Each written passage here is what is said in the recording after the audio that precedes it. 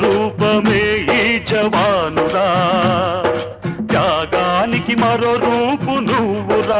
హితోపదేశం గ్రంథంలోని శ్లోకం పద్యానువాదం తాత్పర్యం. మనస్వీ మ్రియతే కామం కార్పణ్యం నతు గచ్చతి అపి నిర్వాణమాయాతి న అనలో యాతి శీతతాం. తేటగీతి పద్యంగా ఈ శ్లోకం. స్వాగతించును మృత్యువు వచ్చువేళ కాని నీచపు చావును కనడు సుమతి, కాలి బుడిదౌనిల నిప్పు కణము చూడ చల్లబడిపోదు ఆఖరు క్షణము కూడా. బుద్ధిమంతుడు మృత్యువుకు భయపడిపోడు, అది వచ్చేవేళ ఇష్టంగా మరణిస్తాడు కానీ తక్కువైపోడు.